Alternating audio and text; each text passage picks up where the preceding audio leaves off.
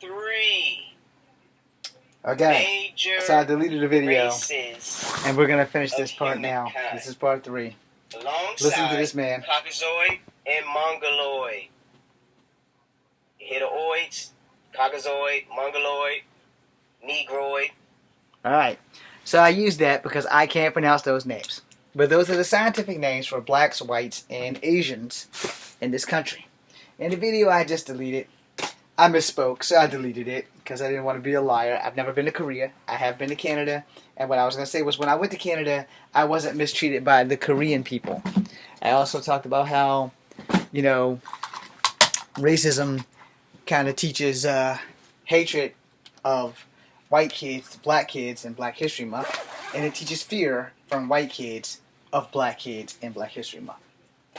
So, as I started this video, so I can hurry up and finish this video and go jump my ass in the shower, call it night, post these things.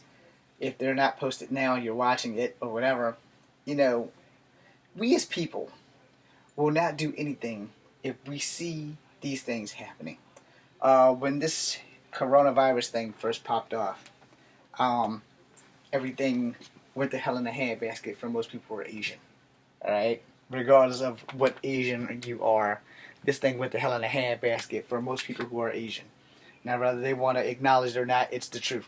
Most people who are Asian suffered a lot when our grandstanding old Mega Man decided to call this thing the Chinese virus or a Kung Flu, depending on which guys you want to take seriously on that. Take it with a grain of salt or whatever. But most of us will sit back and watch people suffer before we make any kind of action, which is where I was going.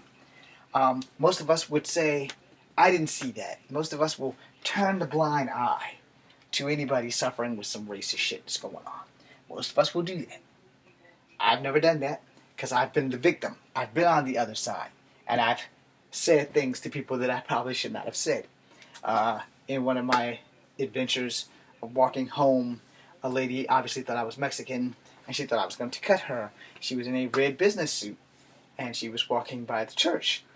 I was coming down towards her, so not only did she go across the street, not once, but twice, she walked across the street, went up past Mel's where there was a whole bunch of black people who probably could have done more harm to her than I could have, and then she walked back across the street.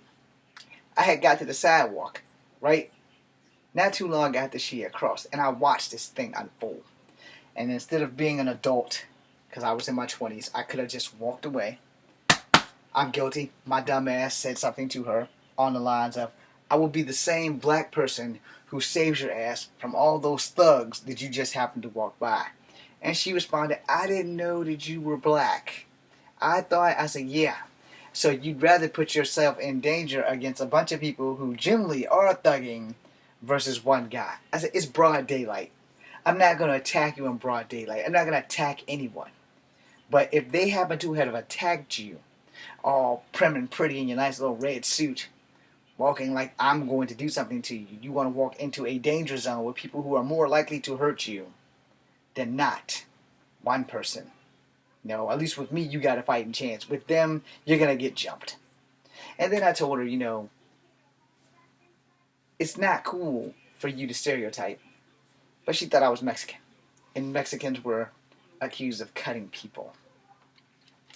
Again, we will not do anything unless it affects us directly. We will watch someone suffer before we say something.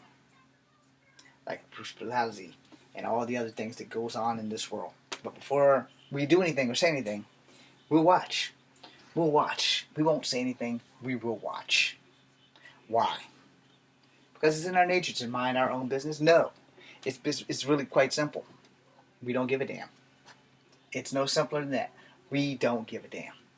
And as people, as you watch my first video and my second video, because the first video I showed the young lady being harassed because she was Asian in this country. Not this country, but Germany.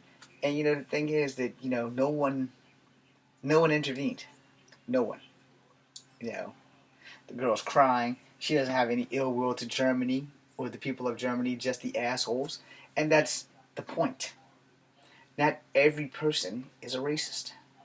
But when you are a racist and you do these things, You're not helping anyone.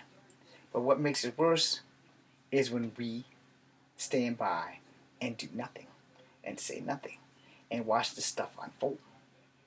Why? Why? I'm going to end this video because I've tried to make this video one time too many. And this is the third video. It's the final video of racism cuts you to the bone. And racism does cut you to the bone because no matter what your race is, if you are Native American, if you are black, if you are white, if you are of any Asian ethnicity, if you're any white ethnicity, if you're any black ethnicity, whether it be from Africa, Jamaica, Trinidad, the Fiji Islands, wherever, racism affects us all. It affects us on a cellular level. It affects us on a global scale.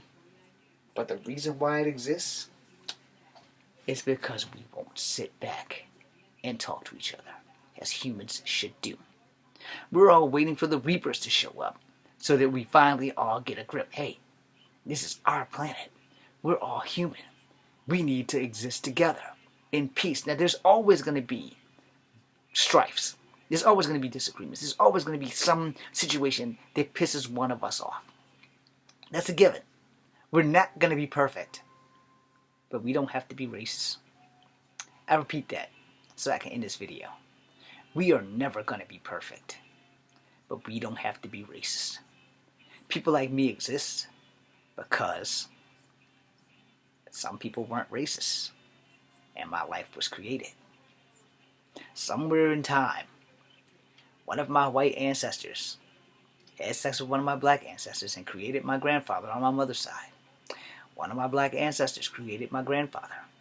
One of my black ancestors that probably wasn't anybody relative had my grandfather. My grandfather met my Native American great-grandmother and my grandmother. And they had so many kids. Some of them looked like me, Native American in face. Some of them looked black. But I got the best hair because I have Native American on both sides. Anyway, the point being made, we will never be perfect. But we don't have to be racist. This is Kung Fu Habit number 2. If I have offended anyone here with what I said, I apologize. You do not have to accept it. And I have to accept the fact that you don't have to accept it. I also have to accept the fact that maybe my moral compass isn't where yours is. Maybe yours isn't where mine is. But in these 3 videos, I sure as hell hope that I taught you something. I sure as hell hope that I gave you some knowledge that does not involve me throwing my foot in the air and kicking someone in the face, because no matter what you do, you can't knock racism out of people. They have to learn how to not be racist the same way that they are taught to be racist. So again, we will never be perfect, but we don't have to be racist. Let me quote Will Smith, only opposite. The quote from After Earth was, "The danger is real, but fear is a choice." So let's do that.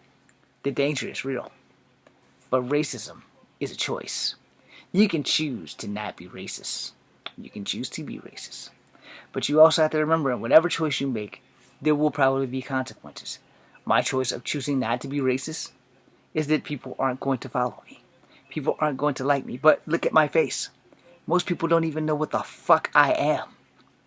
You know, like, well, we can see that you're mixed, Mr. Williams, but we don't know what you're mixed with. Doesn't matter. Still human. No, not perfect. Still human. I usually can pick mixed people out of a room. But in that saying, I actually have to be in the room with them to actually feel that vibe. I don't know how many other mixed people has this gift, but I have this gift. And I have let it get past me a couple of times. But I'm also one of those people that this has been asked of me one too many times, so I'd not dare ask anybody else. Because, you know, I don't have a problem with it. Honestly, I truly don't. If someone comes up to me and says, what are you mixed with? I don't have a problem with answering them, you know. But I do have a problem asking other people who are mixed comfortably, what are you mixed with? I didn't used to have that problem when I was younger because I could just point them out in the crowd. Yeah, you're mixed, you're mixed, you're mixed, you're mixed. I should get along with these guys because we're mixed. Sometimes you don't. But I can tell you this. We will never be perfect. And again, we don't have to be racist. Thanks for watching. This is Kung Fu Habit number 2. to number 108. Thank you for being here, and I hope that I can keep you around, but I won't swear to it. If you guys like any of the martial arts stuff, please share that. Do not share any of these political things or whatever, because they're truth. And 9 times out of 10, no one can handle more than 99.9. When you give people the whole 1,000, people leave your channel. I'm sorry. That's just the way it is. But thank you guys for watching. I hope that I haven't offended you too badly, but I also hope that I taught you something. That's the most important part. I hope that I taught you something. Again, this is Kung Fu Habit number 2. Be seeing you.